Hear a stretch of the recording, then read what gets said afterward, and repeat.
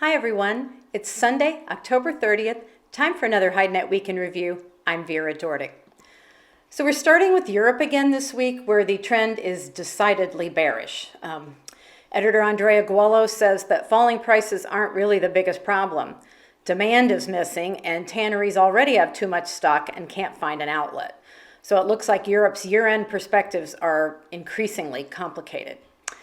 In the UK and Ireland, prices were again unchanged, but the downward pressure is starting to move into this area too. The British 36 plus ox is still at 90 cents in sterling per kilo, and the Irish selections are still steady right now at €1 per kilo. Prices dropped for European bulls this week, and that's especially true with slaughter slightly increasing, even though it is still below seasonal averages. Northern German bulls are at 110 to 115 per kilo in euros for the 40 plus kilo selections, and Southern German selections were also lower this week. European cows saw prices drop further, and with supplies plentiful, this may not be the end of the downward movement, Andrea says. In the veal sector, the high price levels are still the exception to the general market.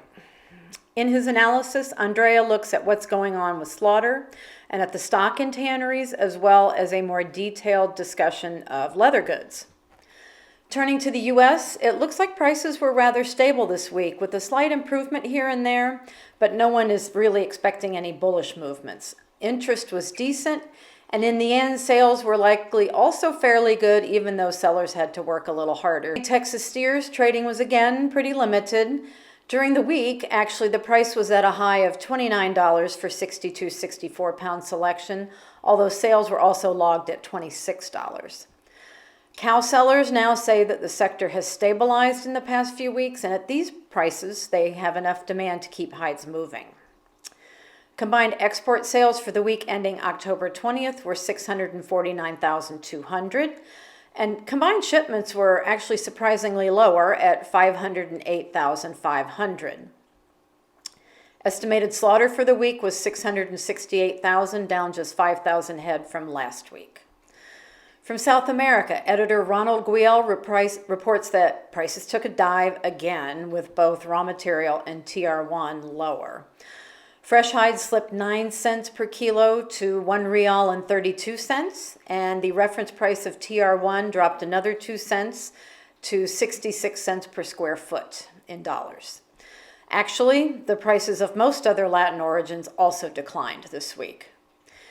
In other news from Brazil, the packer margins there are growing thanks to lower cattle prices, and Brazilian footwear has 14% more jobs so far this year. From elsewhere in Latin America, Colombia's Croydon brand saw exports up by double digits.